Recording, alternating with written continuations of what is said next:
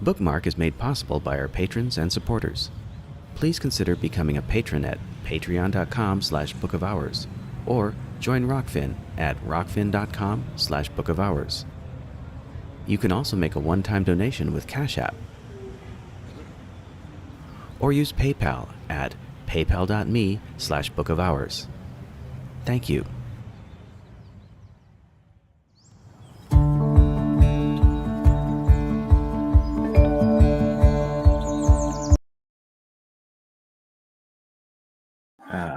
There we Hi. are. It wouldn't be a bookmark without some glitches.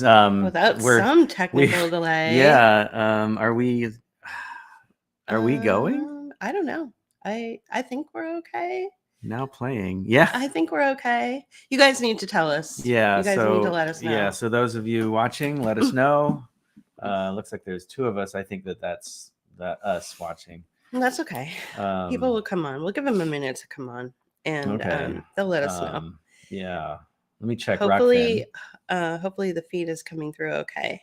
I mean, I do a lot of audios where I broadcast just through like an audio file, and I often have to check to make sure that people can hear me. So thank you, Natasha. Thanks for letting us know with the thumbs up. We appreciate that. Kev Truth, how's it going? Marjorie, loud and clear. All right. Looks like we're good to go. Okay, good. Thank you guys for joining today. We really, really are happy to see you. And we're happy to see our new followers. How you doing over there?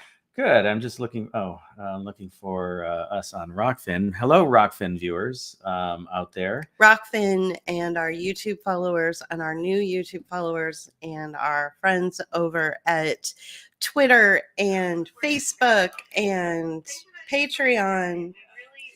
Thank you so much for joining us today. I'm going to make sure that our feed is good on Twitter as well. All right. You want to talk about you want to introduce some of the things we were going to talk about today? Sure. We tend to keep these broadcasts pretty casual. Yeah. So, well, for those of you, thank you for joining us on Bookmark. It's been over a month since our last one, so we're a little, shaky. It's the beginning of the year still. We do we try to alternate this every other week with our audio podcast, and that's for people who are Rockfin members, for donors and Patreon members. So those are audio only, and those are even a little more casual than this, I think. But we cover a lot of ground in those things. Today we're going to talk about we're going to get into the subject of 15-minute cities. It's been a topic that's it's messy on purpose. It's messy hair day. We're better behind the camera. Yeah. Some of us have we're better behind, like we're better at making video essays. We're better at blogging and doing audio blogs and things like that.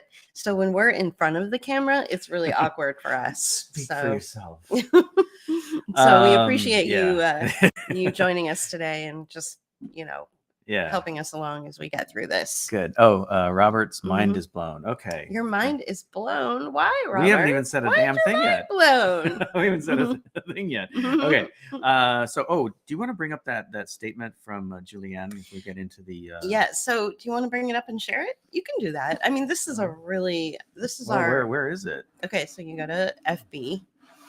FB. What's that? I won't say it out loud. Okay, and then you go ahead and log in. There's myself. Yep, may as well. KP-63. I should have brought it up for you before. I know, because it's a good starting point. It's actually a really good launching point to bring it up, and then we'll just go to her page. There she is. And then we'll go to scroll down a little bit. And it's kind of hidden. She was kind of sneaky about this. Keep going right there. Go here. There it is. Okay. And there it is. All right. So we'll talk about that in a minute. Yeah. So we're going to talk about 15-minute cities. We're going to talk also about how most of the stories out there in the media landscape are pretty much, fake, and they're meant to distract you. Yeah. Then we want to, in that regard, we're going to talk about some other things that are going on that are in relationship that they're trying to distract us from. And then we're going to talk about what Julie's been talking about a lot lately, and what Catherine Watt has been talking about, the subject of Julie's latest video, and that is COVID is a military operation. So COVID is a military operation, and they want to kill you. yeah. So, all right. That's it. So let's That's get all into there it. is to So what do we have here? 15-minute cities will destroy classical music. They will also destroy the visual Yeah. arts. Well, yeah. Probably. Probably yes and no. In some cases, yes, and Would you want to start by reading that statement?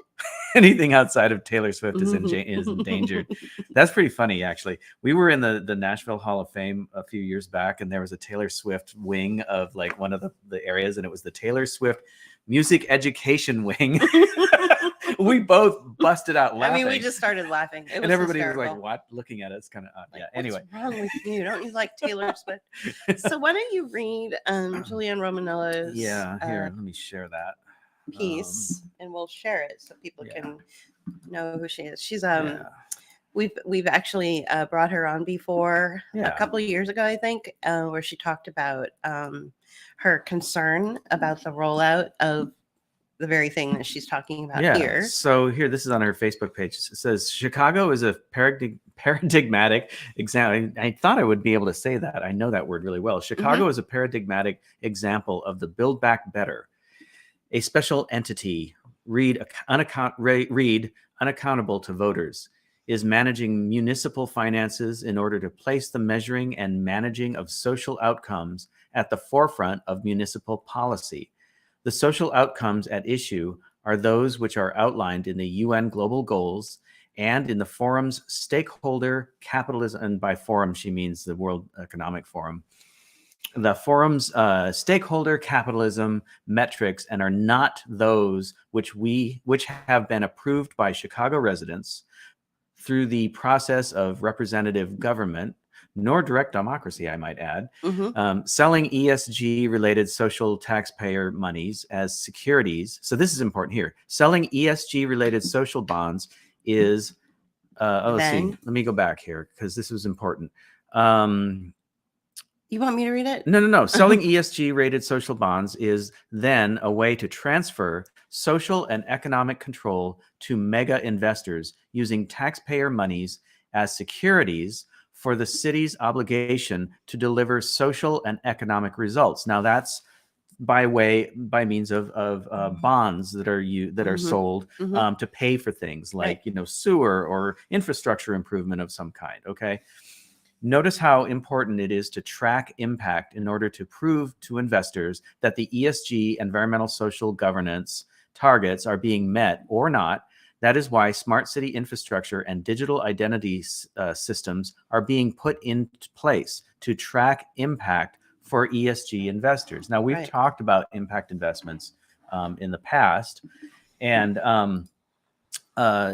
these are they're measurable. They have specific goals in mind, and they're set up to do specific things. But what's going on then is a sort of feedback loop occurs, whereas like the money comes into the investors and they see the return, and they also see the benefit of keeping the thing going. So if you can create a situation where you say keep people poor through whatever impact investment you've created, say it's like we're going to invest in a program that helps poor people get jobs, but if you set it up so it only takes them so far and they keep having to come back for more of the services, and the investment is based on that, then that money keeps coming into the investors, and they're incentivized to maintain that program as long as they can. Right. I think the a lot of people, so we have to really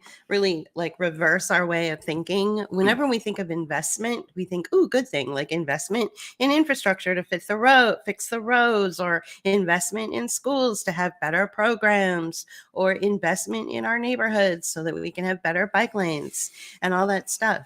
What we have to realize though is that through this infrastructure that she just wrote about and that she's talking about and has been talking about since we met her, since we've known her, is that these impact investments don't benefit the people at all. No. They're just sort of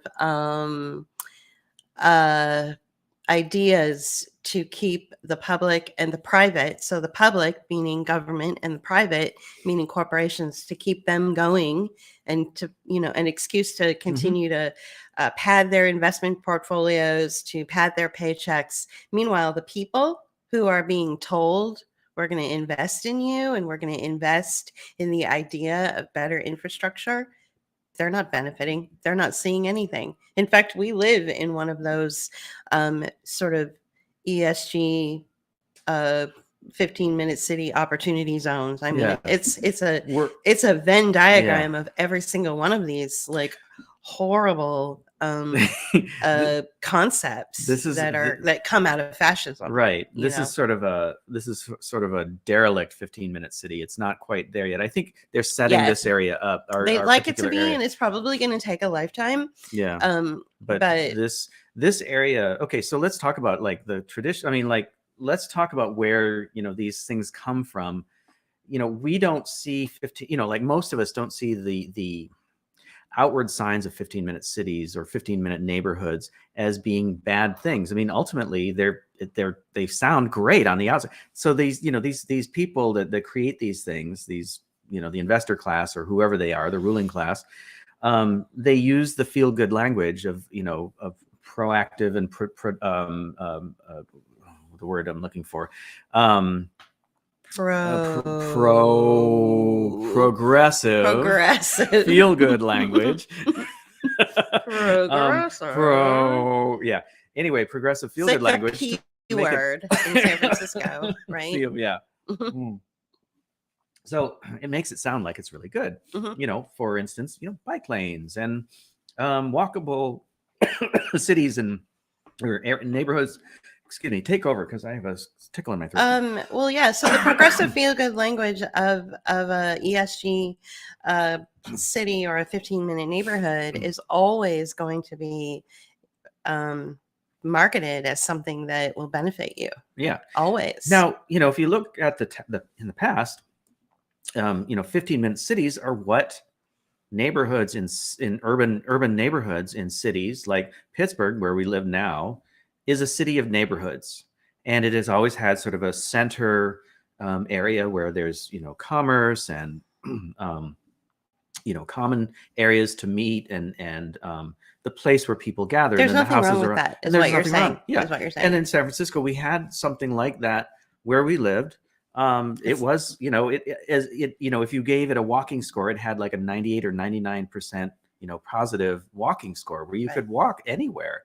Right. So, you could say a place where people, live in a community and are able to walk out of their house and within 15 minutes go to the local theater or go to the local pub or go to the local coffee shop or go get groceries or go meet with friends or go to a park or go to, go bicycling somewhere, and all within 15 minutes of where they live. Sometimes people call that a town and it's okay. It's okay. Well, but there are mechanisms being put in place, especially in the larger cities like Chicago. I would say Chicago is probably one of the best candidates for fascism, because one of the first things I learned when I moved to Chicago in the 90s was everybody would come up to me who's a local and say, "You're going to love it here because it's on a grid. Like everything is like north, south, east, west. And if you're at the corner of 8 West and 16 North, then you know that you're in like the Gold Coast. Like you would just know in your mind based on the cross streets and the coordinates exactly where you were in this big sprawling city. No matter where you were, you would just know exactly what neighborhood you were in. And I remember in the 90s when I lived there thinking in the back of my head going, that could probably work against people someday. Like having this very specific, like when we were looking in an area in the South, Mhm. in a city in the South that we're going to be visiting very soon. I said, you'll know how far away you are from where you want to be based on the house number Mhm. and based on the numbered streets. So when everything's on a grid cities are candidates for these ESG neighborhoods, these Mhm. 15-minute cities. And so it's very subtle, because for decades people have been living in these neighborhoods and in these Mhm. 15-minute cities and loving it. Well, Now it's going to be it's going to weaponized, be weaponized. I mean, you if, know, and it, parts of it. and it's also, using people's, good nature, or people's human nature, I should say, against them. It's like, I bring this up often. There was a radio program I listened to. It was a history program, and they were talking about in the 19th century, like around the turn of the last century, the 19th into the 20th. People were a lot more social, and I'll use the word socialist, but in the small s, right? Socialist meaning that they helped each other out. The It was small the s, small s. It you was know, mutual aid, like the and guy who made bread for the town would trade with the guy who was the butcher. You know what I'm right, saying? or Like, and they whatever. worked Well, together whatever. I mean, to people looked feed at the people people. watched each other's kids, Ooh, and what a terrible thing. people helped each other out because they Right. had to, and because things, you didn't have the kind of transportation that you would have now, and so people were closer together, and they found there was benefit from working mutually together, and there was a real disrespect and mistrust for the wealthy, especially the billionaires of the time. They were millionaires, but Just like now, just like there's now. a huge But distrust now, but of see, Elon Musk. yeah, well, there right? is, but at the same time, I mean, the last 30 years has been this lifting up of billionaires. I mean, if you go back to Right. that Jack in the Box ad campaign where the character Jack was the CEO of Jack in the Box, It right? was And so hilarious. they were funny, but at They the were same the time, funniest ad sure, campaigns. but see, they're making the CEO to be this sort of heroic figure, right? Yeah. And then that was Or going on. like in San Francisco for decades, we heard about how like the CEOs of various like tech startups or in general companies were these really cool like hip people that Right. rode the bus and Right. rode their bike to work, and you'd Right. never know that they were billionaires because they dressed like normal people. Right. So that Yeah. trying to really normalize this idea that the billionaire class they're the good guys. Right. Yeah. You know. So, but the point, I guess, is that human nature throughout history. I mean, we're social creatures, and so gathering into smaller, into small groups, whether that was through tribes and nomadic cultures, or in post civilization cultures that were cities and small cities, and up to maybe World War II even, right? To Mhm. where, once we got to that point, then we started spreading out into suburban sprawl and freeways and cars and all of that. And, quite honestly, I think that has been a real detriment to our society in general, because it has pulled us apart, as it made us weaker, because we're now, we now look at living closer together, or being in areas that are more social or closer together, with suspect, and now with good reason, because it's this whole thing is being weaponized against us. And even though they're selling it as a good thing, it's ultimately a bad thing. And one of the things you've been talking about is the kill box. And you want to kind of like bring that idea into this part of the conversation.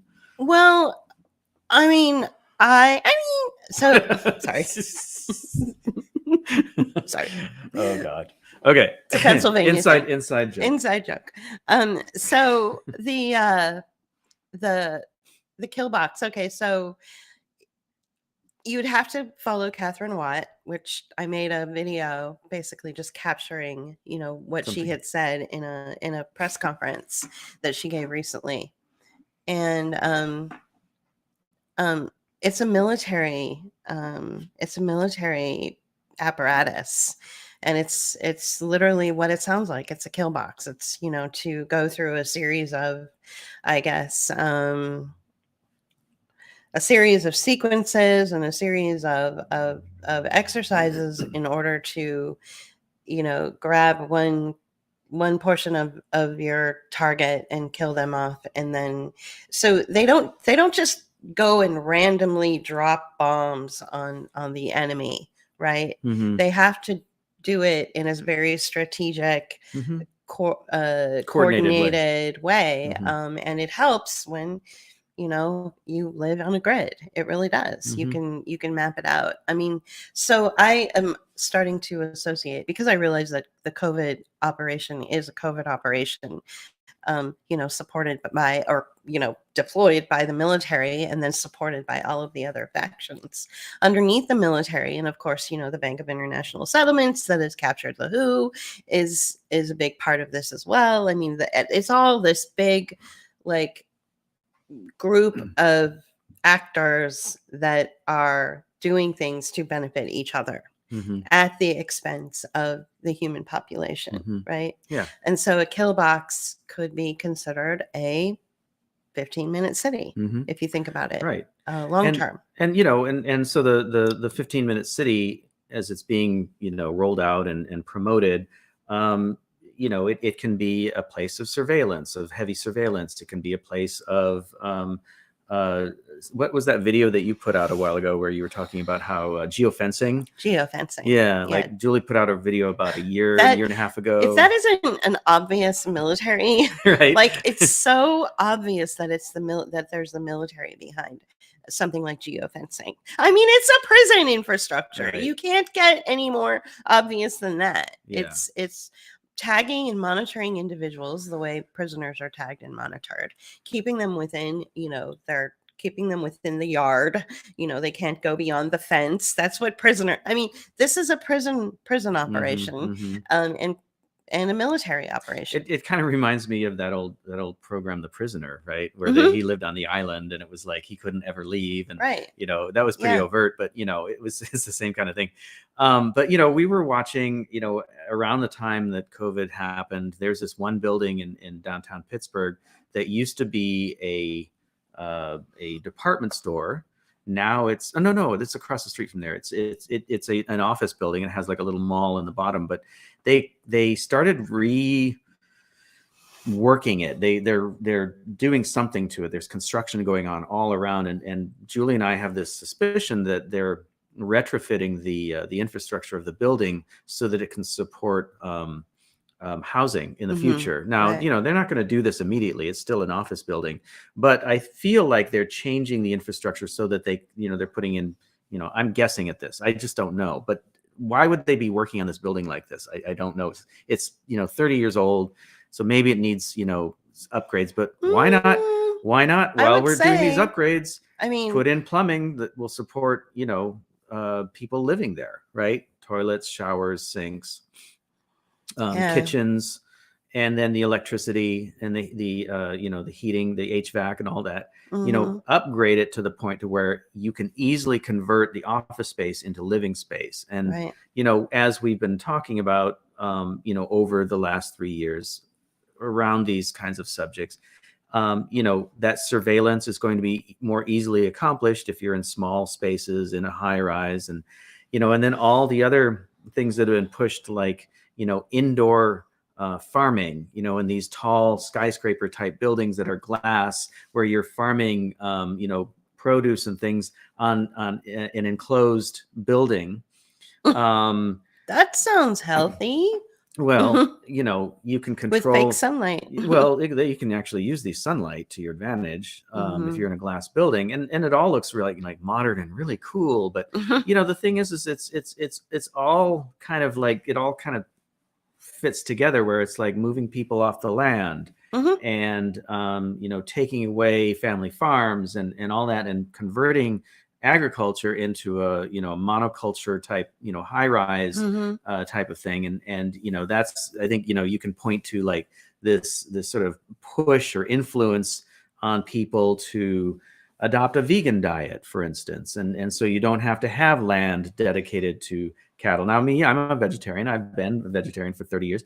Honestly, I feel like my vegetarianism was an influence back in the 80s like, this sort of nudge that was made to push people into a vegetarian diet.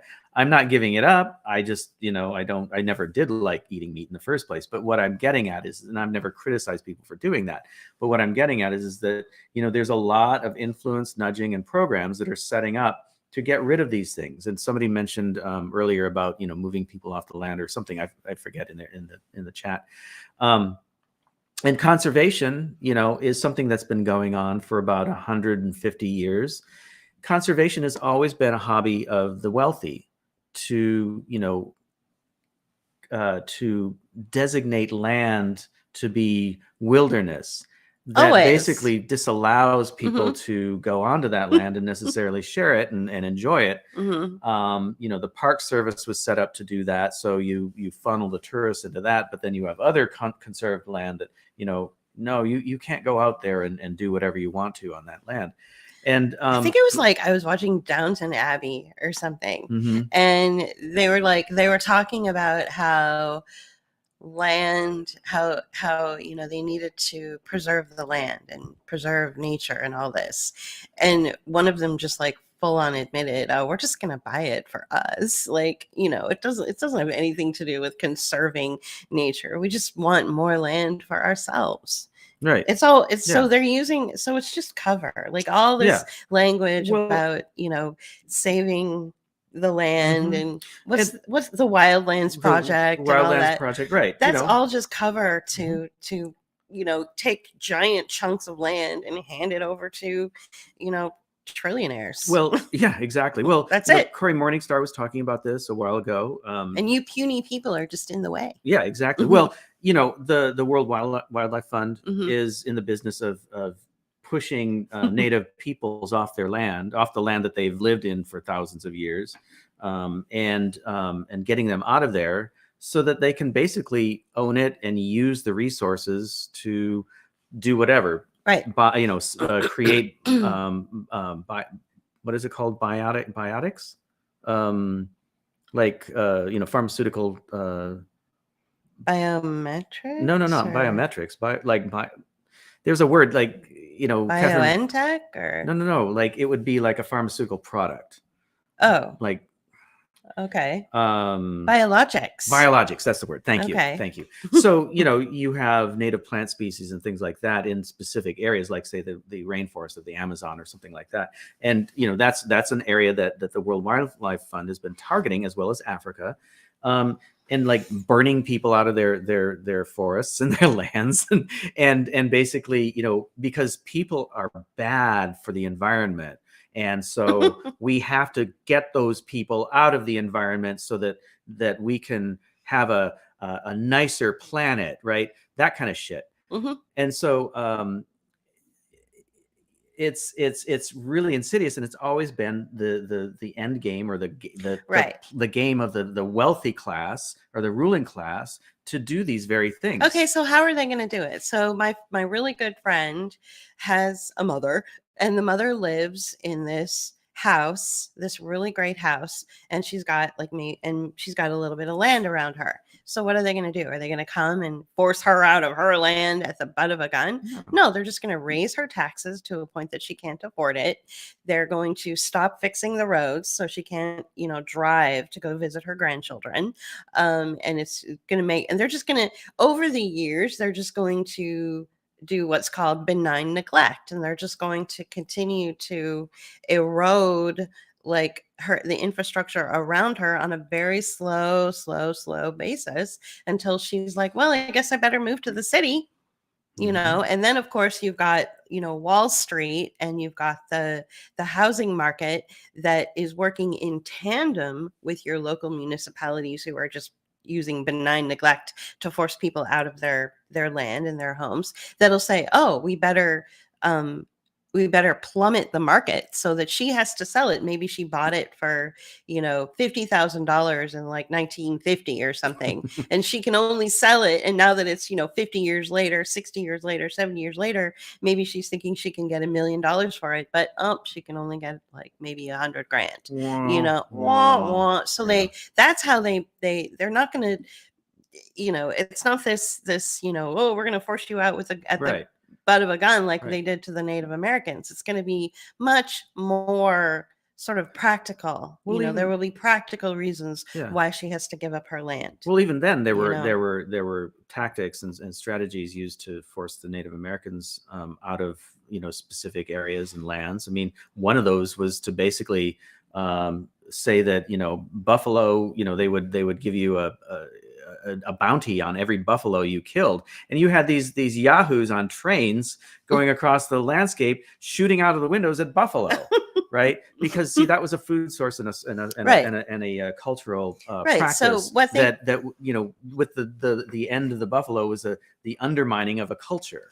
Exactly. Right. Exactly. And a lot of people don't even realize that the Native American culture used buffalo for everything, Mhm. like every possible point of in their life, to eat, to keep warm, to everything, Spiritual, everything. physical, And so what did the colonizers do? They went after the buffalo first Mhm. in order to kill the culture. Right. Once you And kill the people. culture Yeah. and break apart the culture, where they're desperate and destitute and they don't have what they need, then you weaken them and then you kill them. And that's what's kind of going on with these, sort of sustainable development goals in the United States. This benign neglect that we see all around us in our neighborhood of McKees Rocks, where it's just poverty everywhere. So yeah, and we've speculated that they are doing this sort of like benign neglect and opportunity zone, nonprofit exploitation of poor people in order to kind of whittle down the population and then reimagine this area because it's perfect for a 15-minute city. It was originally developed as an immediate, like, just outside the border of Pittsburgh, a suburb, and it was developed. Our particular area of McKees Rocks is called West Park, and it was designed to look like neighborhoods in Pittsburgh. It's very urban, very close knit looking houses around the commerce and the main area of the main street. And it was built to attract people who were living in cities but wanted a place to live that wasn't necessarily where they were living then. Right. And 100 years later, 120 years later, it's ripe for the picking for this kind of redevelopment into a 15-minute city. And there's a lot of positive aspects, and what really kills me is all these things could be very good for people. A more social living, kind of community living arrangement. You could have, McKees Rocks West Park especially could be a transportation hub to where you could go to other parts of the state or the county, depending on what form of transportation you take. There's all kinds of positive things that could take place with this, but again, these come down to weaponized and financialized mechanisms to actually take away from your humanity, to hurt you as a person, and to exploit you financially, physically, emotionally, socially, all these things. So it's all about exploitation of people as opposed to lifting up a society and helping it to thrive. So Diana over here, who we love, thank you, Diana, for your comment. Can we start shifting our delivery of what they are doing or plan to do by choosing our words carefully? Words are powerful. Agreed. We're video essayists, meaning that we write a blog post or we write a script, and those words are then put to music and art and found imagery. So we understand the importance of words. We really emphasize the meaning of words and the power of words. We get it. So what we're doing is we're describing a situation. We're simply describing it, and in the description can come, the solutions. One thing that Catherine Watt reminded us, which we had all gotten away from, not just me and him, but all of us together got away from, was that charters and local constitutions and local rules and bylaws for your neighborhoods will keep all of this from happening.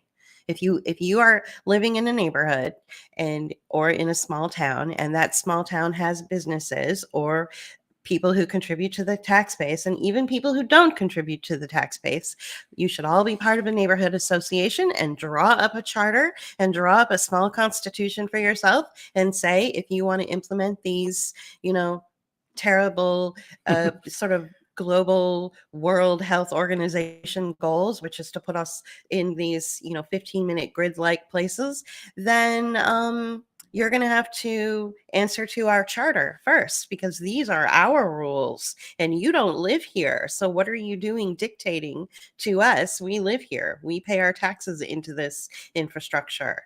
We drive on the roads and put our kids in these schools. You don't have anything to do with that. And your slick little marketing campaign or marketing brochure about this 15-minute infrastructure or these, World Health Organization goals that filter down into our local regions don't have anything to do with us. Right. And it doesn't follow our charter.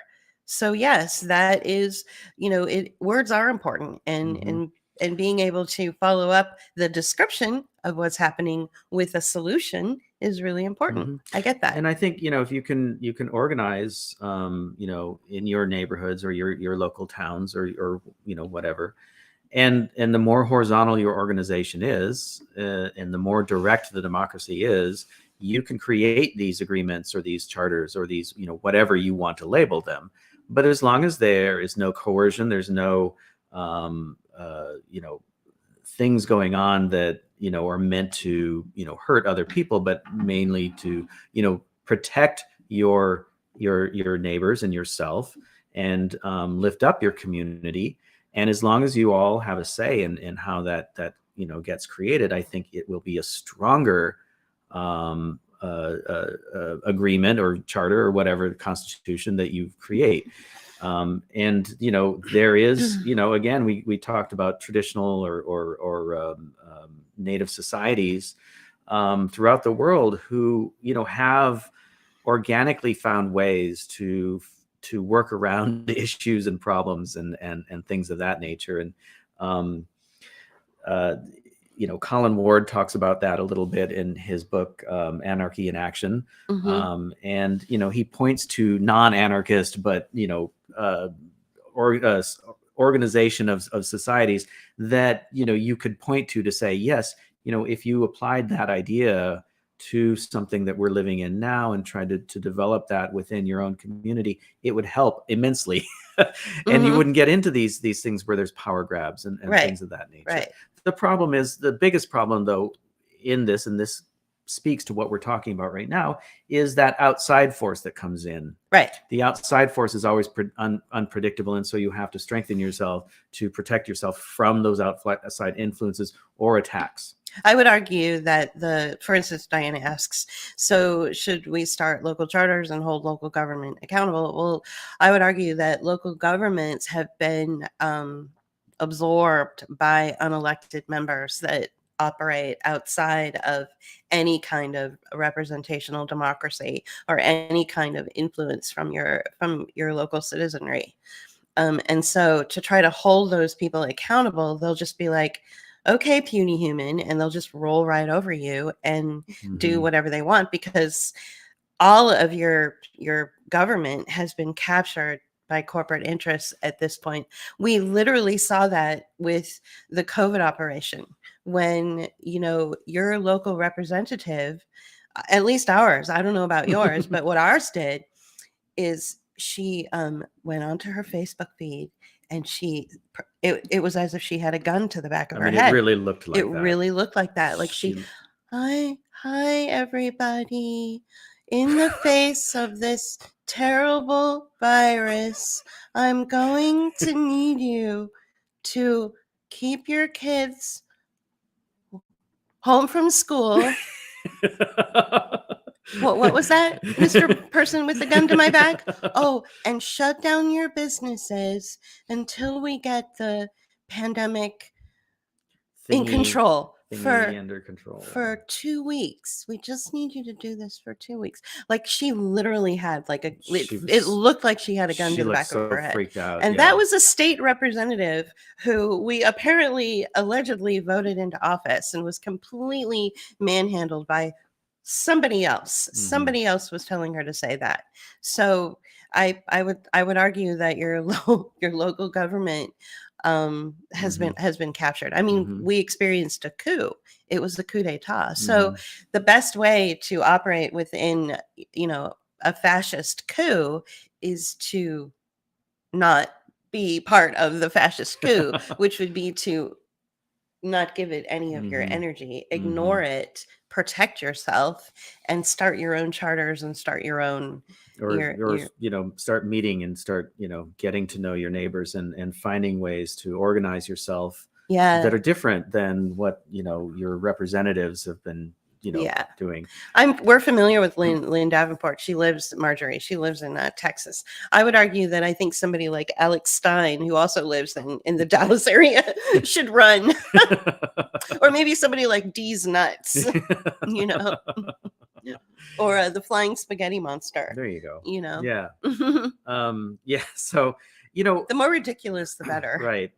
Because we're living in clown world. Right. And you don't have to bring it up, but a while ago you found a quote from somebody from the investor class who was talking about ESGs and how they're a mechanism for taking debt, basically reorganizing rehoming debt and putting it into another means. I mean, do you want to look for that or talk about it? I mean, I could probably recall it to mind, but basically what he was saying was that there are countries that own the Bank of International Settlements, right? So, all countries in the world are on loan, right? So they can't pay back their debt, their, millions or billions of dollars in debt to, let's call them central banks, or the Bank of International Settlements, which is the central bank's central bank. And so you've got your Bank of International Settlement representative getting on an airplane and say flying to Canada, and saying, okay, Canada, you have a $800 trillion debt. Will that be a check, or how you money order? A money order? How you planning on paying? Layaway? How you plan on paying your debt? And they're like, oh, we don't have the money to pay that debt back. So then somebody else comes along and says, oh, let's see here. We can bring your debt down a little bit, but let's repackage it into like a green economy so that the green ESG, environmental sustainable governance infrastructure can get paid by the government. So these countries are negotiating down their own debt on the backs of the people. So in some instances where you had a thriving economy where say like the farmers, what was the it's for where he's from, where Sir Shaman is from. In Sri Lanka. In Sri Lanka, where the farmers were doing quite well on their own, suddenly out of nowhere, they could no longer farm in their traditional practices, and they had to start farming using these sort of green rules and green policies, and they all lost all their money.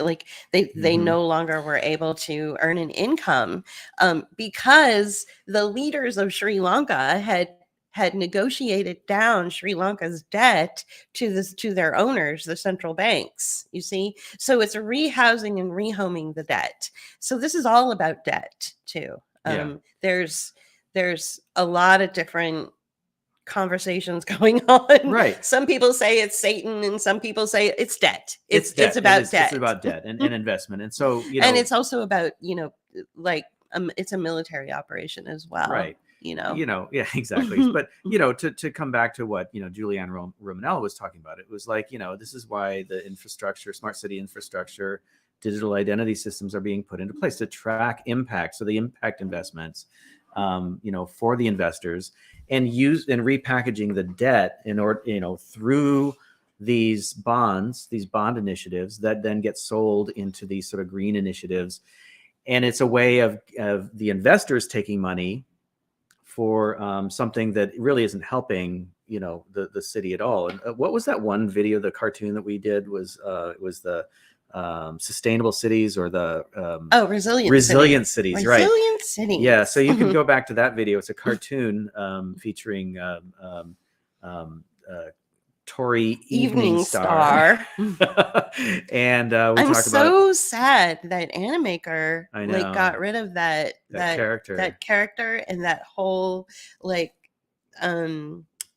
feature, Right. all those features, because Right. I loved those characters. They created new characters, and Tory, alas, did not last. Yeah, yeah, we were using this application called Animaker, and I'm not really wild about their new characters all that much. No. Plus, it just took forever to make those damn things. Oh, animation is hard, guys. Yeah. It's really hard. Yeah. But it's so fun. It took forever for us to do Greta Sales. Mm-hmm. It took forever. And it's only video. 3 minutes. Yeah. It took forever. Right. And it's like, wow, animation is really hard. I have a newfound respect for animators. I really do. Anyway, so yeah.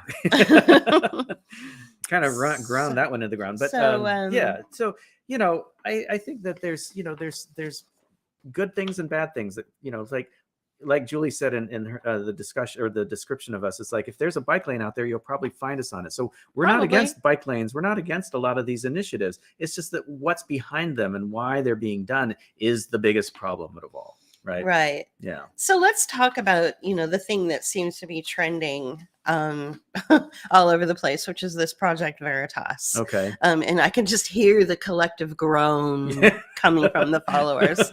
It was like watching Drunk History or something. It really was. Oh my God, it really was. It was like watching Drunk History. It was so funny.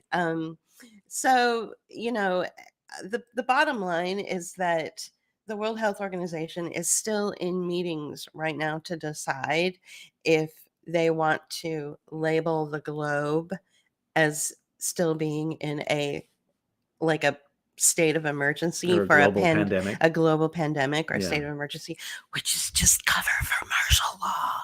Okay. It's not a virus. It's martial law. So in case you didn't know that already. Yeah. So the World Health Organization is literally meeting to decide our fate, right? And you've got this dumbass Project Veritas video that suddenly captures all of social media. And of course, you've got, the biggest psyop of all time, Mr. Robert Malone, out in front going, sock puppet himself. Right. And I'm like, oh my God, nobody's paying attention to the fact that the World Health Organization is literally the whole world is held in the balance of whether they're going to decide or not, whether they still want to, announce martial law. In the form of a yeah.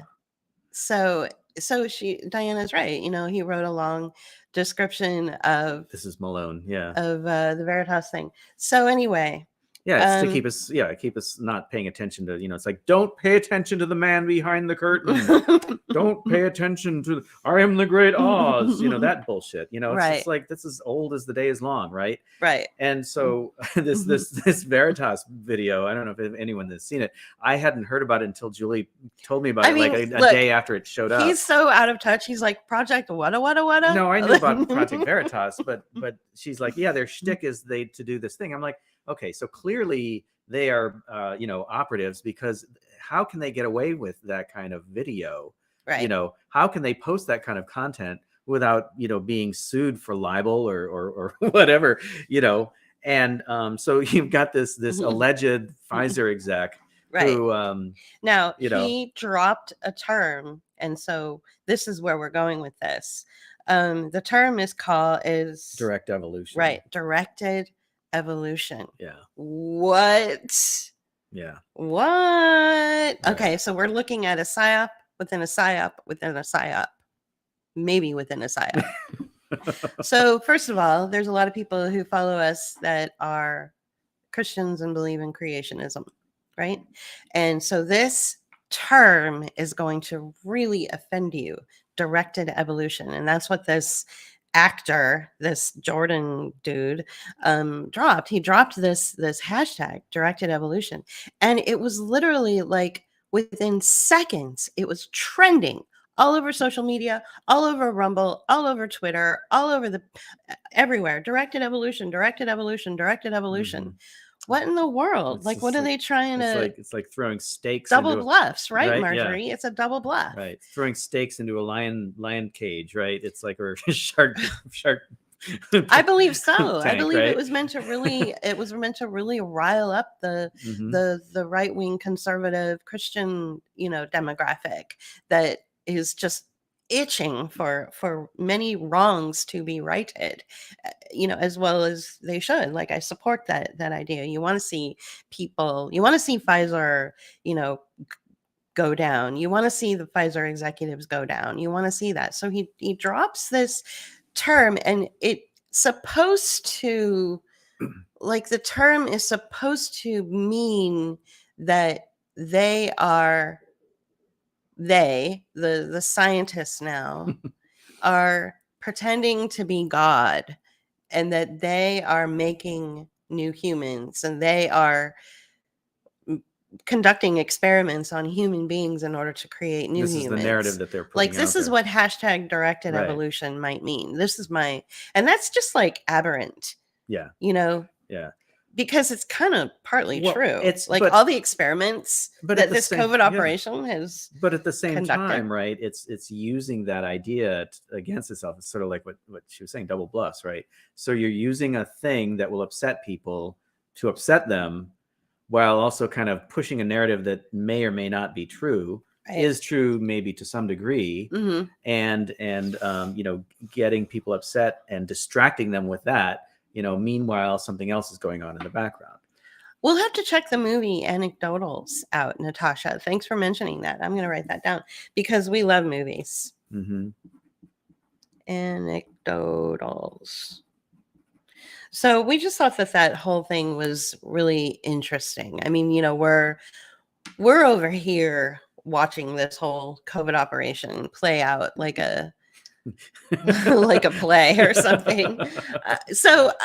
Not as a side note, like, I have friends that still live in San Francisco that are one or two that are on the right side of history. What I call on the right side of history. Most of our friends in San Francisco are on the wrong side They've of all, history. fallen Yeah. for the bullshit. Yeah, and and since then, over the last 3 years, since the COVID operation began, we've made new friends, mostly through social media and online. Mhm. And one of them said, that he lives in kind of a really nice area in Georgia, and he was like, "How I can't deal with this anymore. I can't deal with this. Everywhere I turn, everybody's still wearing a mask." And that the people that wear masks are probably the ones. I mean, you could reasonably assume that they're the ones that Are vaccinated. are the vaccinated. And he's like, "Where can I go?" And I was like, you can go live where the poors live. You can live where we live. The poors. The poors, where you don't really see that. No. Like, or you can go to any of these, like, they're not necessarily poor, but they're these, like, kind of self-sufficient towns in Pennsylvania. Mhm. And there's usually Amish country around them. And Mhm. I'm guessing the Amish are, like, really influenced to the locals here, because I'm not really seeing it the way that my No. friends in San Francisco are seeing You it, know, or my friends in Washington, like, Mhm. especially in the Seattle area. On one hand, we live in a very working class part of the world, or this little town here is very working class, and it has been since the beginning. It was a factory town right from the beginning, and it's the ass end of Pittsburgh, so it's not a great place in the first place, right? It's not a great place, but there's some beauty around. There's some, but there's lots of people that it's a small, tightly knit community.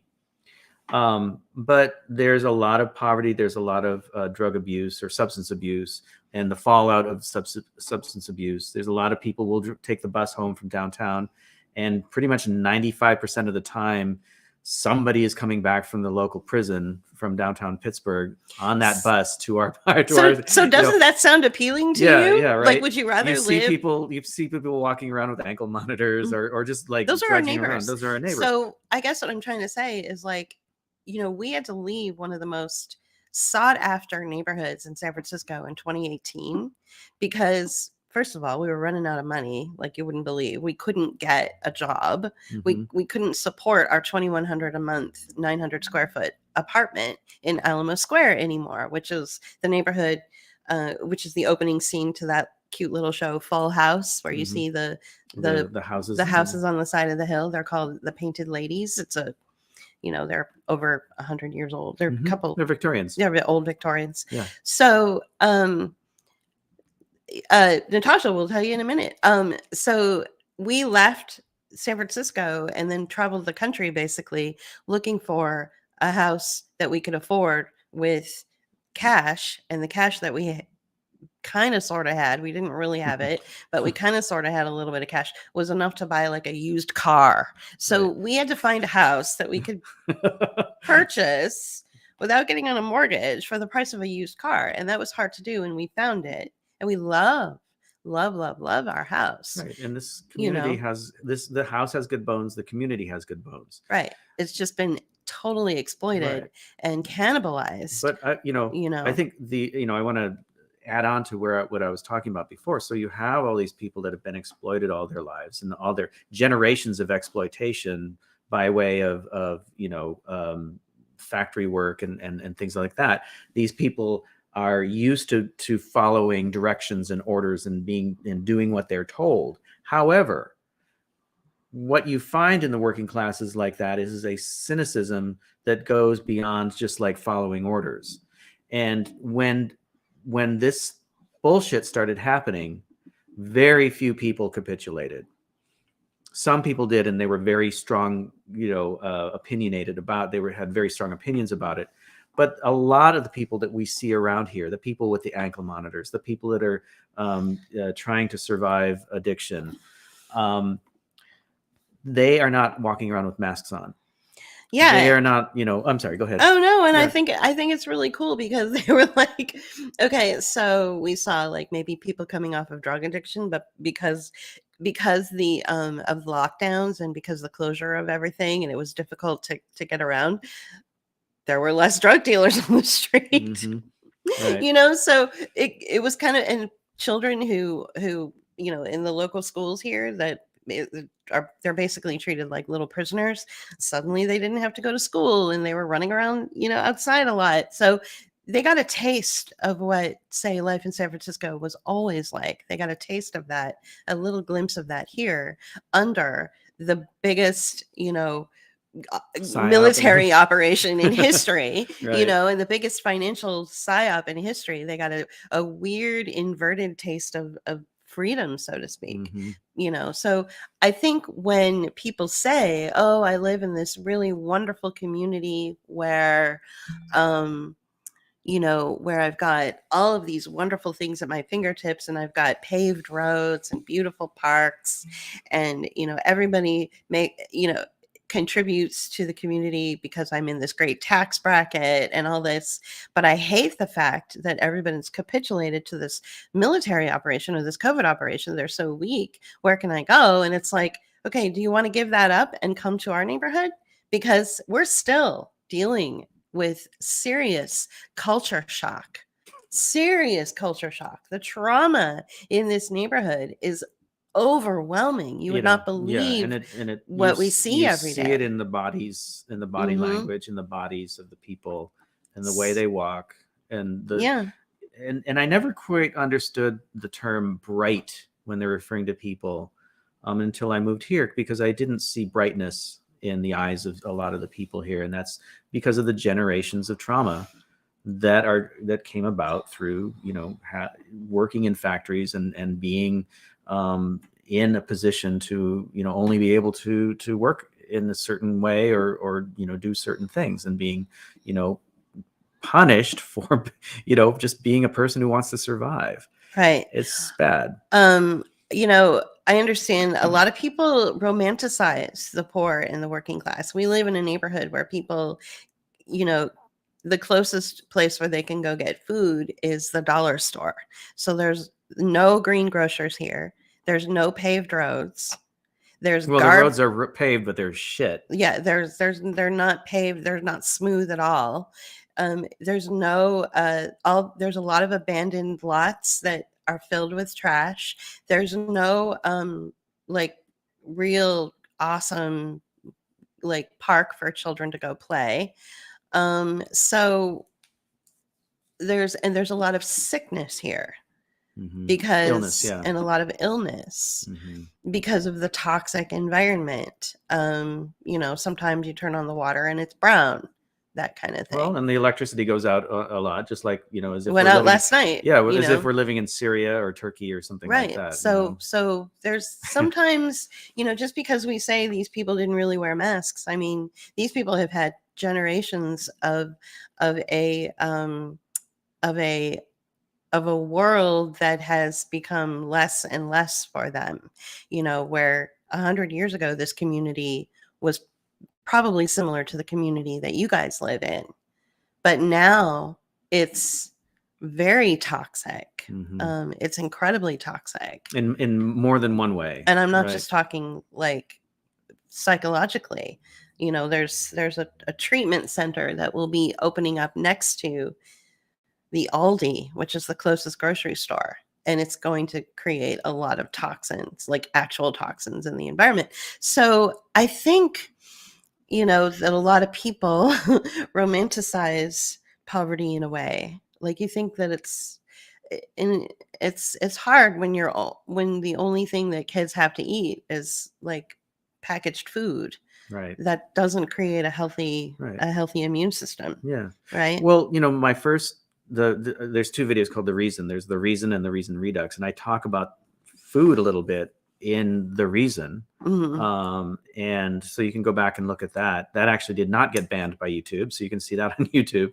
It's called The Reason. And I talk about, you know, how, you know, food is, you know, even making good choices can be problematic for you, you know, but at the same time, it's like people who are on, you know, EBT.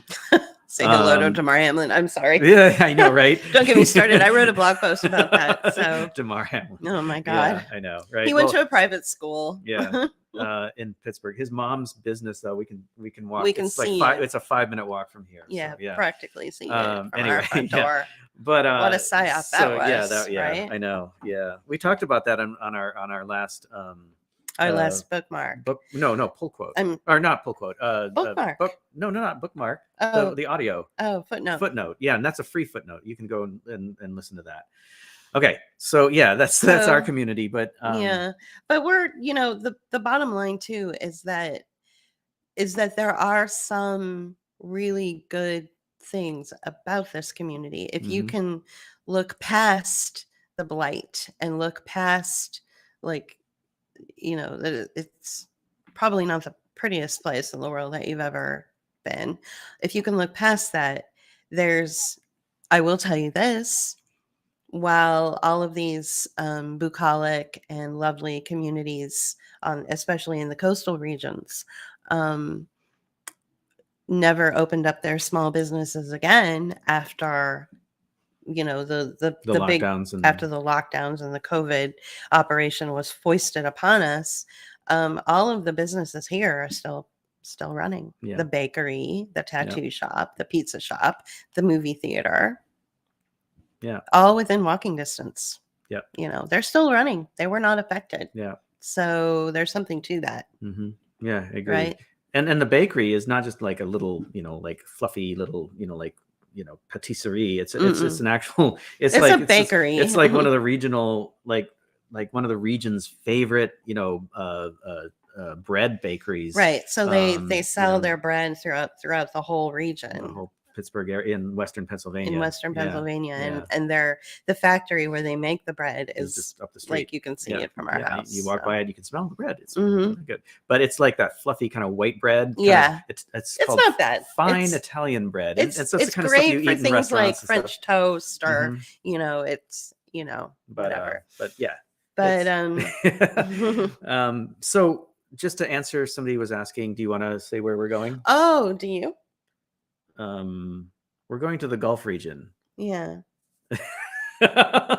We're going to the Gulf Coast of Just for like 2 days. Yeah, for a couple days. We're only going to be there for a couple of days. Yeah. So let's see, what is this? Perhaps the reason we're both there is to expose the opportunity zone. Yeah. takeover of the UN agenda. It's funny, when we first got here, we noticed how many speaking of Hamlin, his mom owns a daycare center, right? And we noticed how many daycare centers there are here. I mean, you turn around and there's a daycare center. I mean, there's like 3 within, like, throwing a rock from here. And, I'm exaggerating, but that's basically it. There's a lot of daycare centers. And the reason for that, and we've talked about this, so I won't go into it too long, but is because of the poverty, because our community, here's yet another layer of bullshit, right? Our community has the highest amount of Section 8 housing within, like, at least Allegheny County, if not the state of Pennsylvania. It's concentrated here.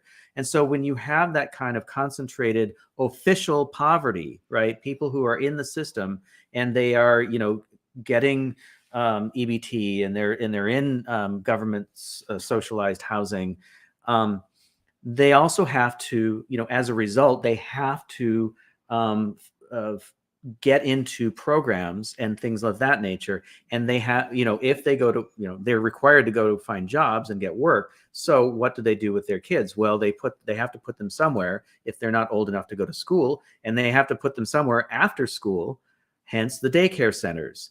And the daycare centers take money from the government as well as from the people whose children they're watching. It's a nice little grift. It's a nice little grift, and it's sort of like, and it was funny because that's why you can throw a rock and hit a daycare center. Yeah, they're everywhere here, and there's one and they're not nice. We can see they're not nice. I mean, the one that's closest to us is an old drive-through bank. So there's bank offices. There were bank offices inside, and you could go in and do your banking. And it's a bank. And it's a bank. And the drive-through area is the playground for the children. So it's macadam. And you can see it from our front door. Yeah, and it's just. And when the kids go out onto the blacktop, onto the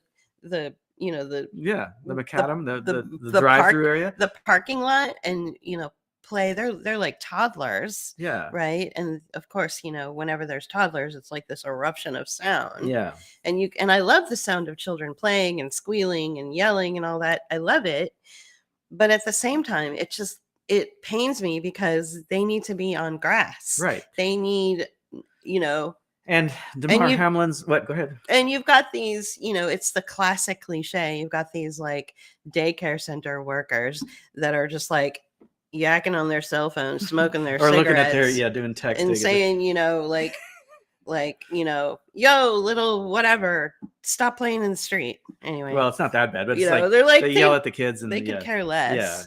About. But DeMar Hamlin's mom owns one of these places, and it's the same situation. It's like it's a reused building. Okay, fine, it's a beautiful building actually, but the kids don't have grass to play on. It's it's a repurposed parking lot. But when we got here, soon after we got here, before COVID, we were talking to a woman who was doing her dissertation on Western Pennsylvania towns that were post-industrial towns and the economies of that. And she was a sociologist, and it's easy for me to say that word, sociologist. And we were talking to her in, just kind of in an interview format, kind of giving her our perspective as outsiders, because everyone she was talking to were, like people who lived around the area. So she wanted to talk to us as well. And we're like, have you noticed the correlation between the amount of poverty here and the number of daycare centers? And it was like, she was like, what, you're seeing a correlation between those two? We're like, yes. Yes, we are. And she was kind of shocked. Here. She's doing her dissertation on. Well, she grew up in Pittsburgh on the Rust Belt, but she lived in the nicer neighborhoods of Pittsburgh.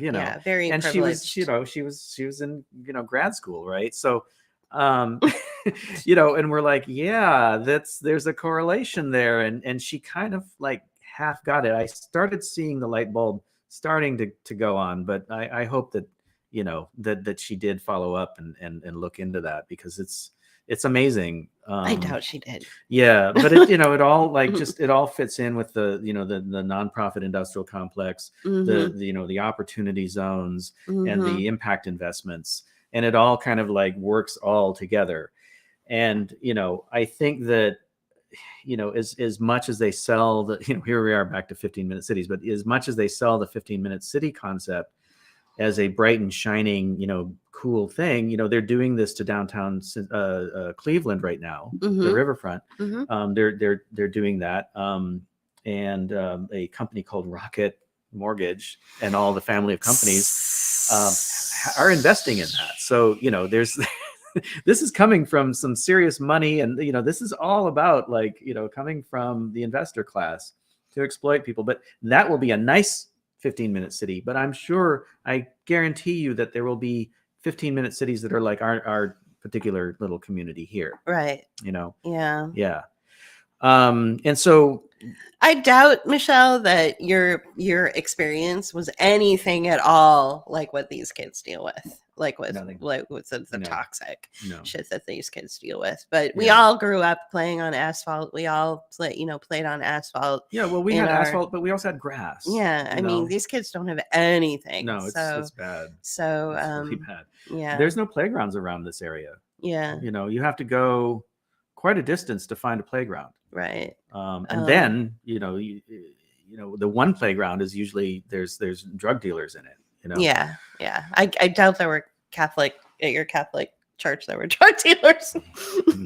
And dead animals and needles. Right outside where the kids play. Right. On their toys. So and the children around here, like our neighbors, they play in the alley, and the alley isn't paved, and it's just like gravel and mud. Mud every once in a while we'll hear rocks at our back door and be like, oh, I guess the kids are playing again. Yeah, so hey guys, don't throw rocks, please. Okay, play with something else. That piece of trash over there, that's great. Yeah, pick that up. Go play with that. No, they do that. I'm serious. That's seriously, like, you think we're being like, we're not. It's like the Fat Albert cartoon, right? Yeah. Anyway, which I actually love that cartoon. Well, I love that cartoon too. Yeah. But it shows you it's we're showing our age. We're showing our age, but the thing is though, see that made that kind of like lightened the idea of the harshness of the harsh reality of poverty. It did. Right? It really did. But at the same, there's good and bad with that. Okay. Yeah. There really is. So you will never ever like convince me that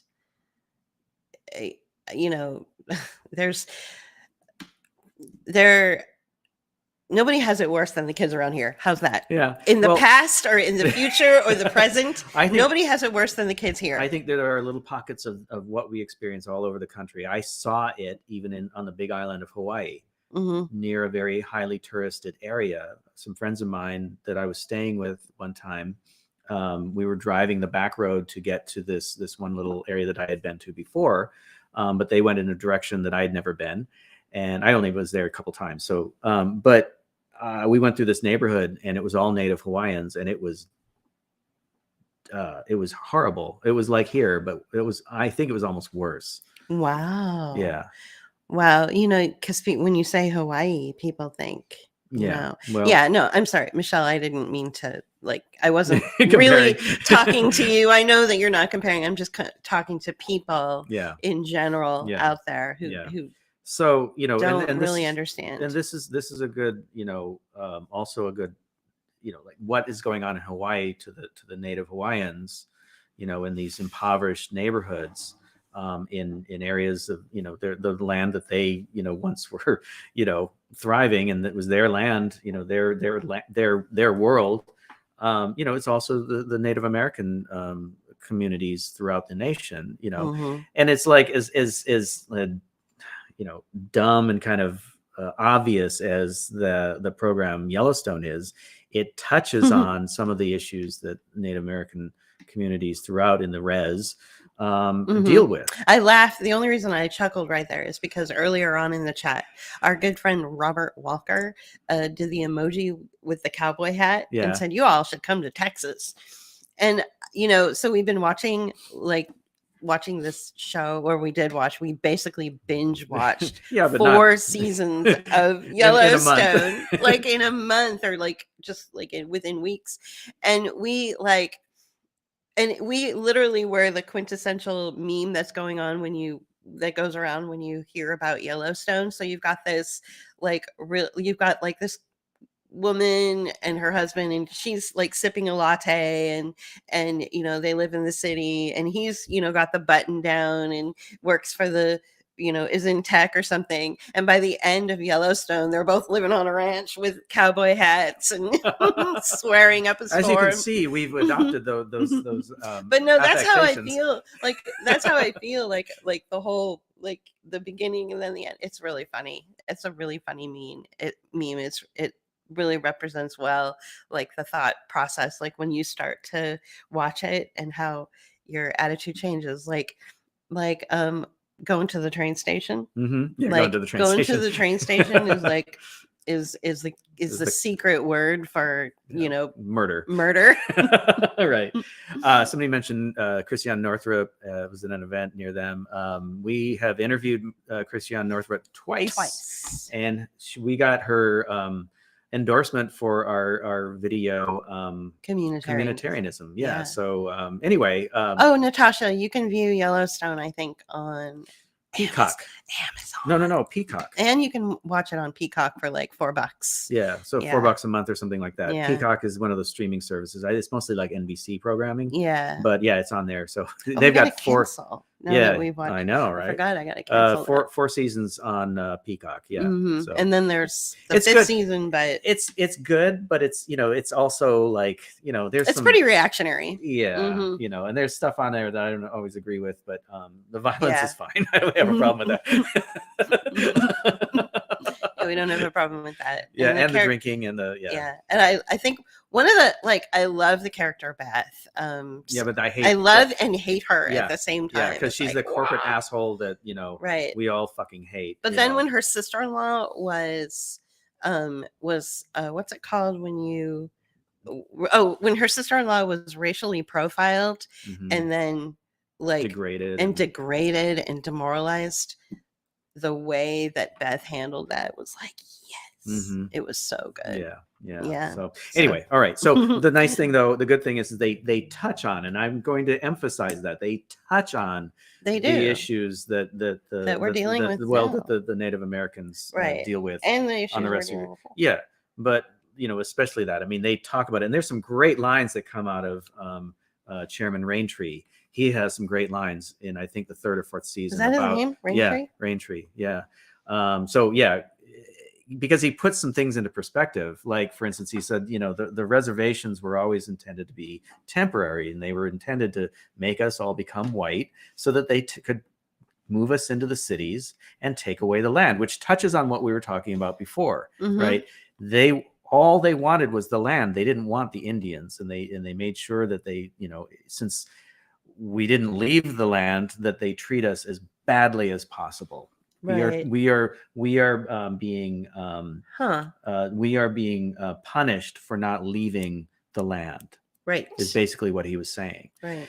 That's it is interesting. And so so Chairman Raintree is a really interesting character, and even though he's just as problematic as other people too. So in the other characters as well. So yeah, good series. You gotta pick out the gems within it. Yeah, so that's interesting what Robert says too. I've lived in Texas for many years, and I must say that it's even in rural areas, it's rare to see cowboy hats and boots.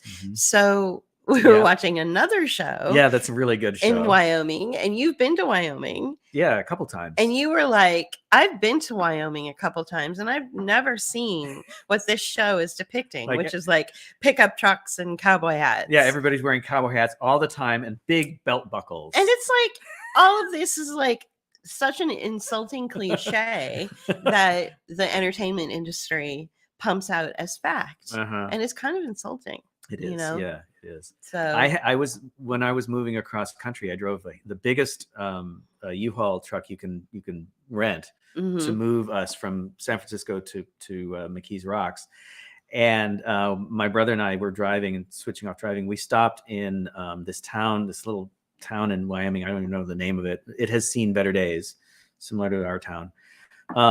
But it was once a tourist, sort of like road stop kind of place. But anyway, we went to this place for breakfast, and I kid you not, they served a 6-egg omelet. I thought it was like a 12-egg omelet. No, it was a 6-egg omelet. That's big enough, Julie. You want 12? No. But again, I mean, I saw some Western gear, but nothing like what you see in these programs. Yeah. It's like the big belt buckles are like every day, wear. Right. Or the really hot cowboys. And I guarantee you. And I went to a nighttime rodeo one time. Or I went to a couple rodeos when I was in Cody, and they have a thing called nighttime rodeo. And it was advertised on the side of an old Cadillac, gold-colored Cadillac. It said nighttime rodeo, and had like the bullhorns on. But that's the extent of it. Like that's the show, right? That's the showmanship. It's not in the everyday. Right. Yeah. Okay. Yeah, totally. Yeah. All right. Did you want to talk about the other like kind of stories that are out there that are kind of like out to distract us, or do you want to move on? Well, we're getting into the 90-minute mark pretty soon here.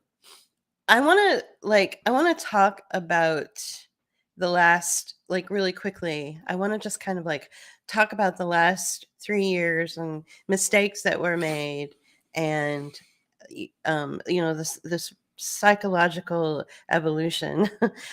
I'll try to make it cohesive, but I think that that over the last 3 years there have been content creators and we're one of them, that have created narrative and have influenced people. And I think we're the ones that we speak so frankly and with so much, like, we're the kind of people that you could easily imagine having a glass of wine with, or having a beer with, or having we don't think much of ourselves.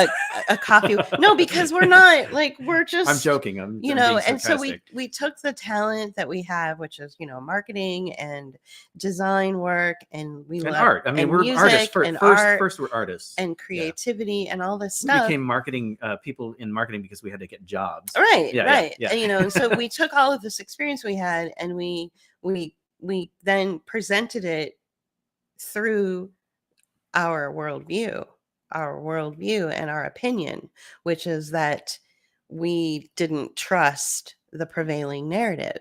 Okay. So, and that was a different thing. Like, a lot of people were like, coming at it from a different way. And I can't even like presume to guess which way they're coming from, because I'm not them, Right. And Right. so, and I think that I'm getting to a point here, so please be patient. Sorry.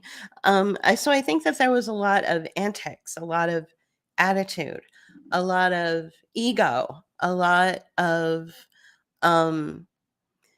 just kind of like everybody just kind of squabbling on the playground and saying, I'm right. We're all right. This right. Everyone. And then you have certain people like me that are like, can't we all just get along? And then at the same time, I'm like, being attacked for something, for being blonde, whatever, and it's just like, all this craziness that came from social media, content creation, and being a part of that world, while at the same time continuing to drive forward this idea that what it is we're experiencing is not right. It's wrong somehow.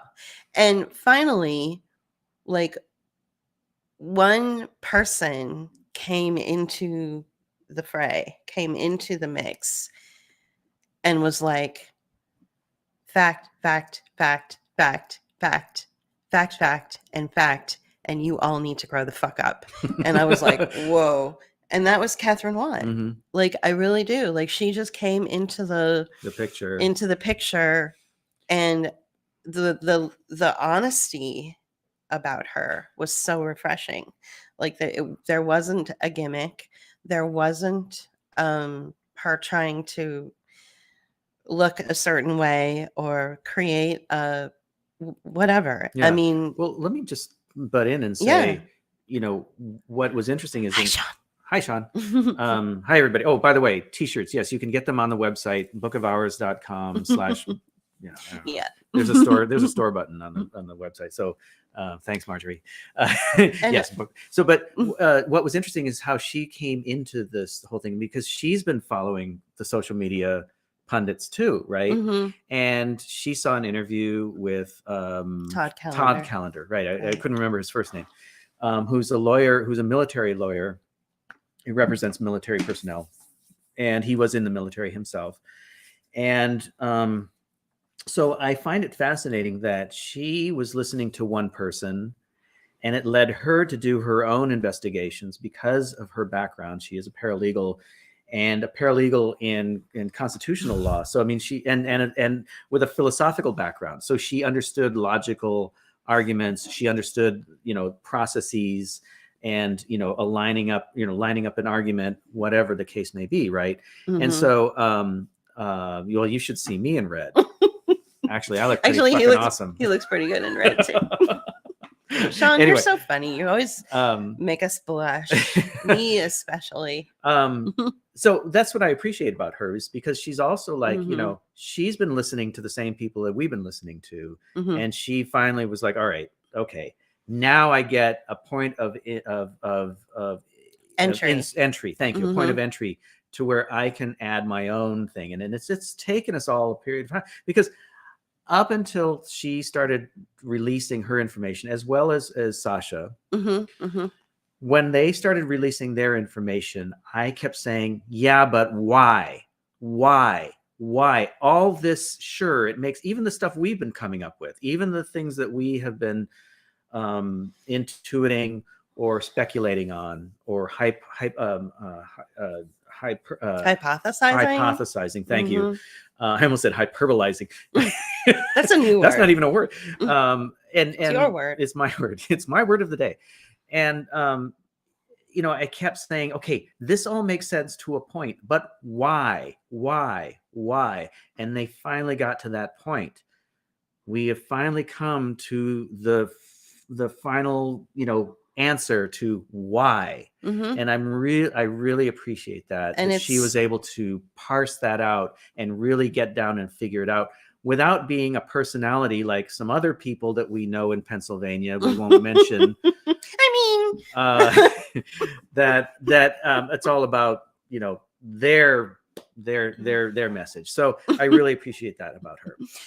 Yeah. And I think one of the things that really really moved me is that she was being interviewed, and I think surprisingly the interviewer was really good, and said something along the lines of how are you reacting to all of this, and she gave the most honest answer that I think any of us have ever given. She said, I'm angry, but I'm also full of grief.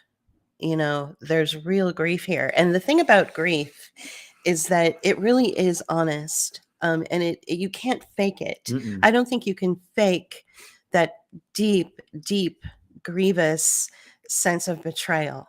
I don't think you can fake it when your own military turns against you, and in a step by step method has made it so that they're waging war on their population.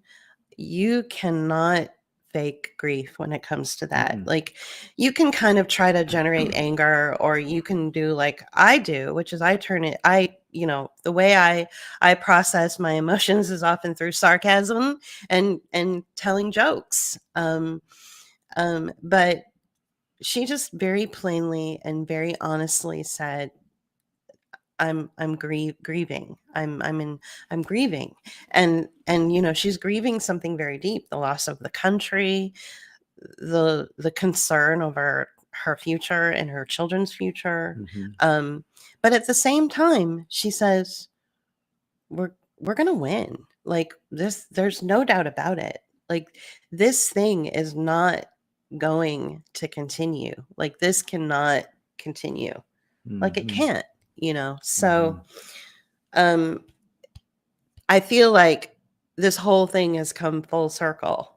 Like, we started out with Quarantine, which is our very first video essay, which the very first statement that we captured for the very first video essay that we made, which has about 7,000 views now, it's called Core Tyranny, was a statement from a gentleman who is now dead, but he said, the central banks are taking over. Is he dead now? Yeah, he died. Oh.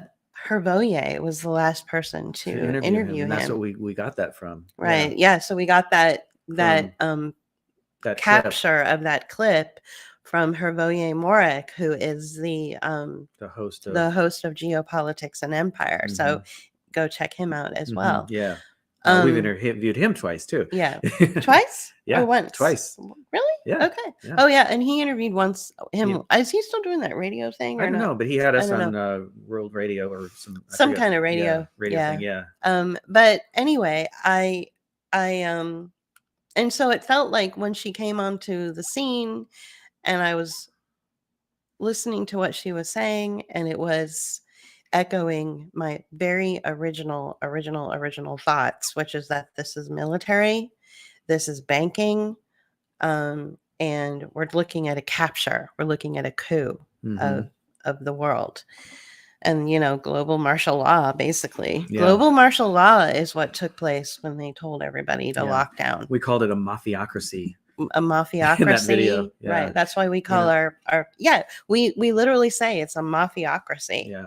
Like, in Core Tyranny, which is the name of the video. Yeah, so the name of the video is called Core Tyranny. Whether you've seen it or not, go back and watch it. When we first made it, it's talking about grief. Okay? Right. I was definitely in grief. Oh, you were. I was like, Julie told me that I started talking really quiet. Yeah. Yeah. He was traumatized. Yeah. It was really strange. Like he lost his voice, like his literal voice. Like I just started talking like really quiet, like I'm talking to myself or something. Like really, right. Like and really whispering. I couldn't, even though we made the video, I could not get through that video without just breaking up. I mean, it was horrific. It was hard. Really hard to watch that. Mm-hmm. It's still hard. Sometimes I still go back to it and I kind of like, get a little emotional about it. What they did to us is just untenable. It's if that's even the right word, I don't know, but it's so cruel what has been done to the world, the human race, everybody, especially in the more in the quote unquote first world, let's put it that way. I think we have been attacked the most because we have the most to gain from. We have the most to take from. Right. Right. Yeah. The what has been done to the developing countries and peoples, native peoples of the world for centuries finally was done to us, and we got a taste of what had been done to the rest of the world by these military operations. Yeah, it's true. And so it doesn't make us any better or worse. I'm just saying that it's very difficult to deal with, and what they have done to us is just it's wrong to the nth degree. And we talk about walls and stuff. I won't use the word, but there's some people that they need to be. Yeah. Mm-hmm. There are people that need the wall. Yeah. Like they need it. Yeah. Like that's what's required. That is what is required for this. This is not good. Or there was what we experienced. Yeah. It's really bad. The production of Othello by Wells. Was it not H.G. Wells? Orson Welles. Orson Welles. Yeah. He made a movie of the play Othello, and at the end, I think it was Othello that was basically put into a cage and hung out over the bay. Mm-hmm. And I think that's what needs to happen to certain people, the members of the World Health Organization, the assholes who run the Bank of International Settlements, the World Bank, the World Health, all the UN people, all the heads of state. And then there will be nobody left if you Well, had you know your what? way. Actually, we'd be running things ourselves and living good lives. So We would. we've been. I want to just put this as like a fine point on what we've been talking about here. Is we've been told our entire lives that humans are inherently, power hungry and bad, and I think the true thing is that the reason we're told that is so that we follow the orders of the people who are ruling us and so-called protecting us. Well, they're not protecting us anymore. No, they're not. Right. And human nature is actually to be social and to live with each other and to help each other. I don't care what you think about evolution or shoot, what's his name? The guy who created the idea of evolution, Darwin, or who promoted the idea of evolution, because people have come up with that before him. But he did say something that is really important to take and understand, and that is that species that survive and thrive, not just survive, but thrive, species that evolve, are the species that cooperate with each other. Mm-hmm. And that is something that we all have to really take in and keep as part of who we are. Cooperation and all the things that go along with that help us to thrive. And we don't need to live in big, huge communities, and we don't need to scale up to factory levels to produce things, and we don't need to live the way we've been living for the past 250 years. So, I think that it's time to start thinking about life in a different way. And we don't have to live in rural, like out in the wilderness. We don't have to live that way. We can live in other ways too. So, and that, that was something I wanted to get into in terms of the 15-minute cities too, but that's going to be another conversation. So, sorry. The link that I sent was for Natasha, because she had asked if Quarantyranny was on the channel. It is, and I it's I on YouTube. Accidentally said for Marjorie. So sorry about that. But you can find it on all our channels. I think one of the biggest challenges, though, with, like Michelle said, we really must unify like the Amish do, is that we all have such different outlooks, and we come from different demographics, and we come from different backgrounds and different generations, and so some of us are religious and some of us aren't, and oh my goodness, it's like trying to herd cats with this. Right? So it's really challenging to find that unifying moment when everyone's like, I don't like you. Well, it's like, some of the people that are on the right side of history, we would never ever consider, you would never consider being friends with in the past. Right. Well, it's interesting. We should live like monkeys. We should. Well, no, bonobos. Bonobos. Because if you know about bonobos, then you'll know what I mean. But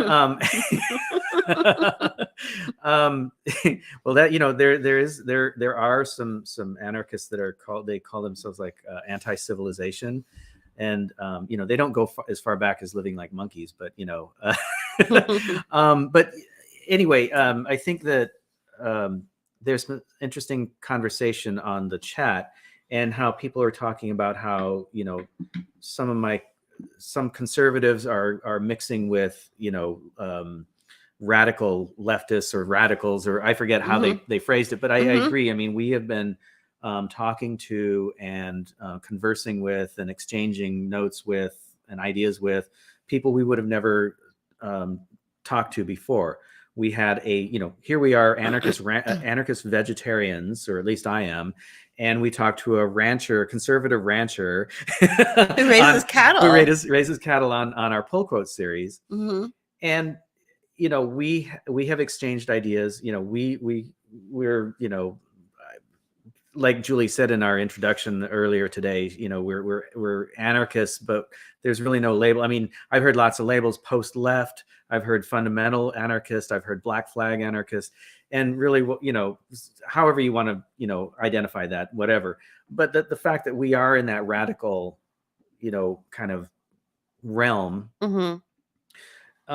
And yet we're talking to people who are hardcore constitutionalists or whatever, Right. So, I think that there's that common ground for us to meet on, and that is the idea of liberty and of choice and of, being free to live a life that suits you.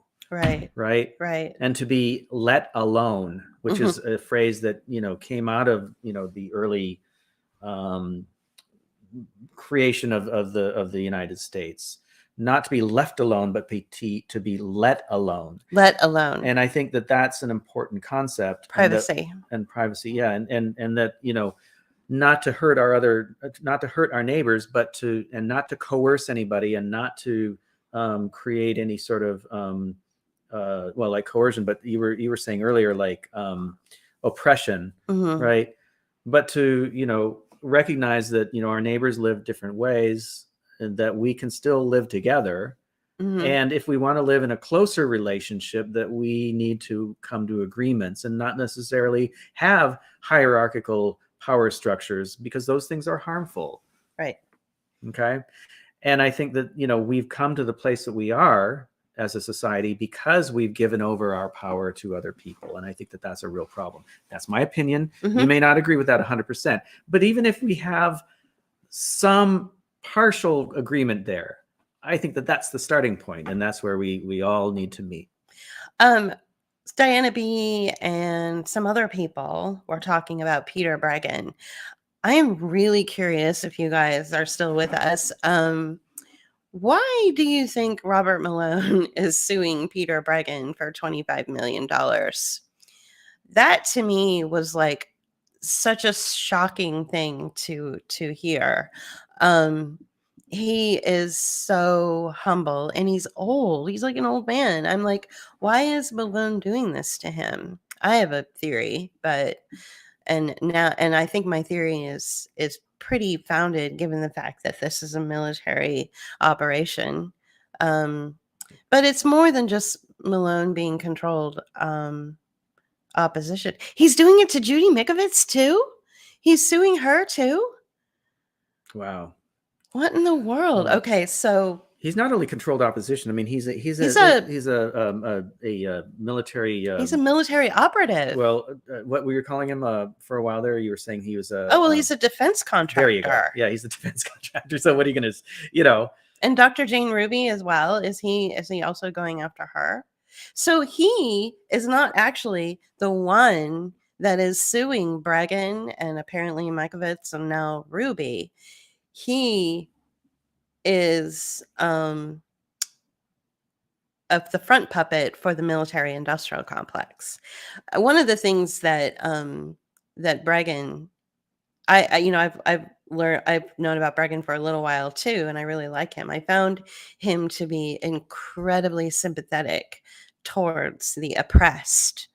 And I found that he was really instrumental in moving me away from another PSYOP, which was from Matthias Desmet, which was this idea that we are all we're all such weak-minded individuals that we've allowed ourselves to be mind controlled and hypnotized by and it's our fault, by some sort of psychosis that like a veil of fog has filtered into our life, and we have no control over la la la.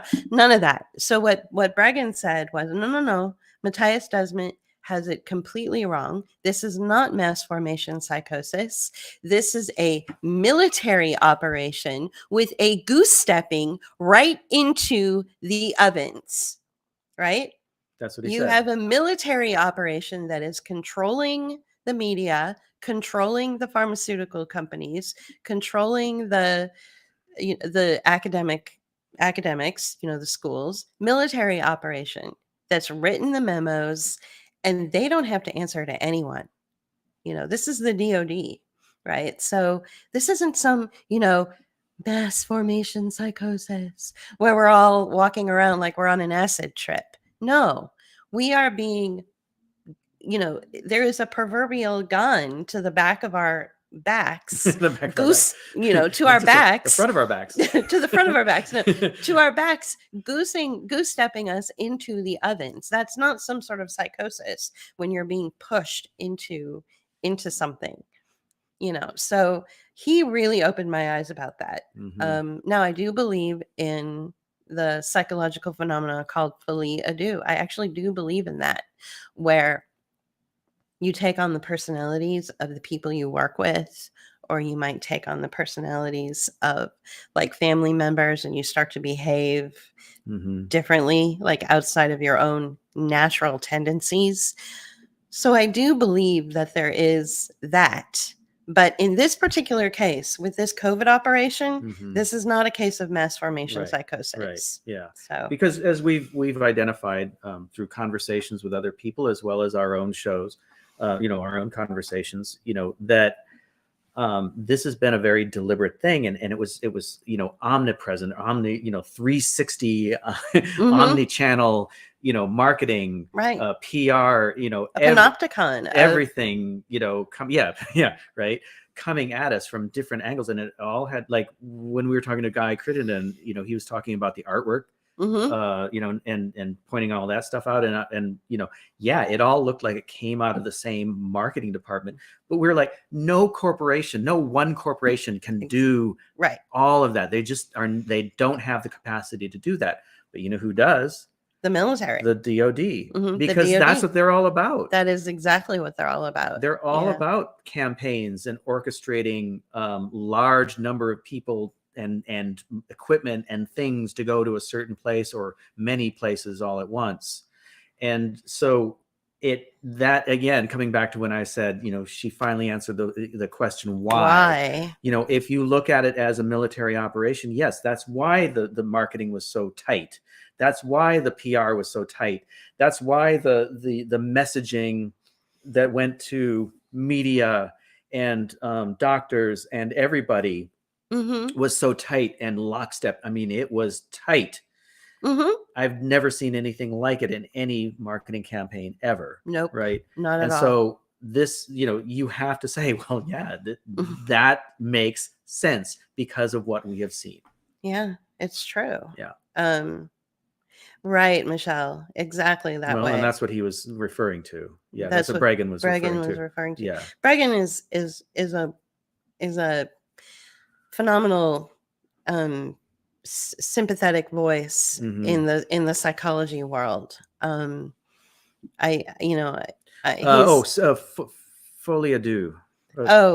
Folie à deux. It means, it's French for the madness of two. Yeah. And then there's something called folie en masse, which is en masse, yeah. the madness of many, right. Or shared psychosis.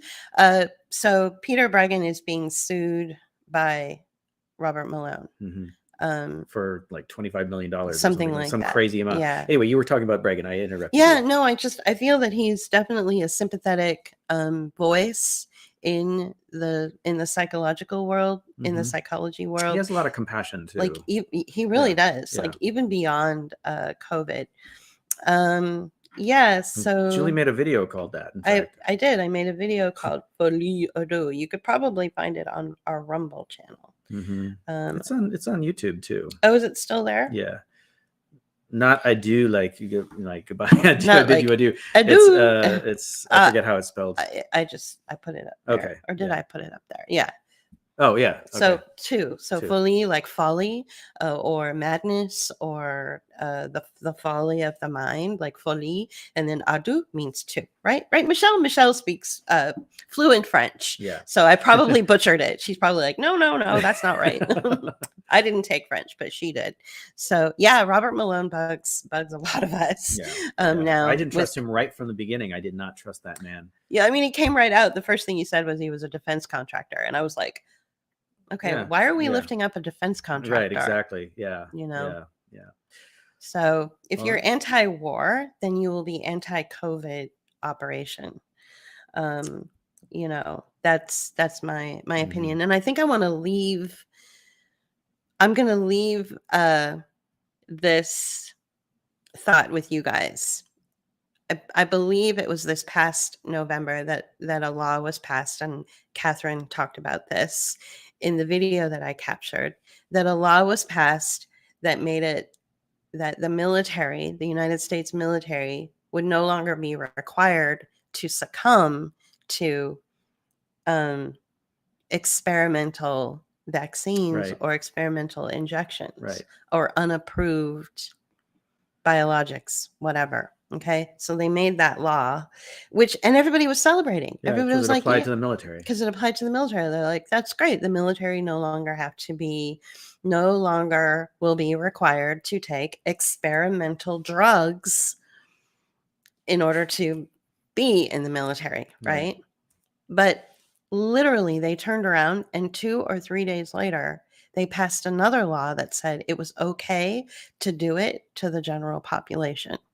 So it was okay for us to be experimented on with experimental products or vaccines, but not the military. So where does that leave you? That leaves you with a vulnerable, very sick, very weakened population and a very strong, vibrant, healthy military. That's not a good thing. And I just want you guys to think about what that means. Yeah. And it's just, it kind of reminds me of the gun Thing. Right. the gun I argument. was just thinking the same thing. Yeah. Something you've always said is like, why is it that the police are allowed to have the kind of weapons that we're told we're not allowed to have or shouldn't have? We're being, people are being ostracized and talked down to that we're not supposed to have these powerful weapons because you shouldn't have a weapon like that. Well, why do the police have them? Why do the police have it? I mean, in this neighborhood of poverty, they have military tanks that they show off at like a local community fair. It's a big personnel carrier, but it might as well be a tank, right? Right. Yeah. And so I guess my question is for the people who advocate for, getting guns off the streets. I'm okay with getting guns off the streets. Don't get me wrong. But that means off the streets everywhere. Like no more police can have guns then. And then the police and the military are like, well, that's not right. Well, then I'm not giving up my guns. We don't have any, but you know what I'm saying? Like if we did, then that you can't take away guns from the citizens and then leave the guns in the hands of the military and the police. That's called tyranny. That's absolutely fascism. Mm-hmm. You've lost your country at that point. So like completely lost it. And we're so close to losing it. Like we've lost it almost completely. I think there's still that chance of hope. Yeah. For the billionaire class and the DOD. Right. So why is the DOD, why are there laws being passed to protect the health of the DOD and the military, but not us? Ask yourself that question. Mm-hmm. So there you go. All right. Well, we're heading into the 2-hour mark. It's gone really fast. This one was particularly fast. Yeah. It went really fast. Yeah. And yeah. I like for people to think I have guns, whether I do or not. Yeah, that would be good. Yeah, actually. Mm-hmm. We don't own them, but we don't have a problem with them. So not at all. Yeah. Anyway, cool. So thank you for joining us and sticking with us for the 2-hour mark. Yeah, we used to go push the envelope when we were going into 90 minutes, but I think because we only do it once a month now. Once or twice a month. Yeah. Yeah. But we really enjoyed this interaction, actually.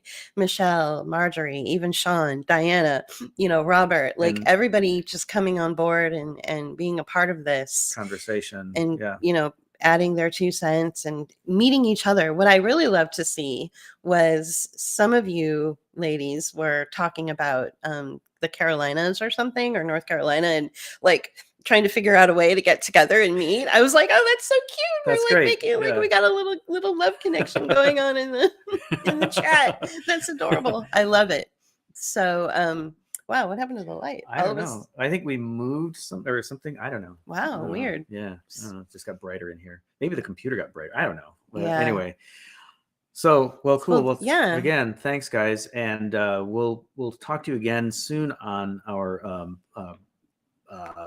footnote. We'll do another bookmark as soon as we can, hopefully sooner than a month from now, but we'll see how that goes. Yeah. So thanks for joining today, and we'll let you know about the next one, and we'll continue. I'll try to continue to do more video essays. There's so many things going on in life right now. Video essays take a lot of time and energy. So we'll try to, but we'll try to make more. Yeah. So, all right, cool. Thank you, Diana. Thanks. Yeah. Thanks everyone. And t-shirts at the store, Book of Hours, book-of-hours.com. Yeah. All right. You can just find it on our website. Yeah. Bye, Sean. Thank you. Cool. All right.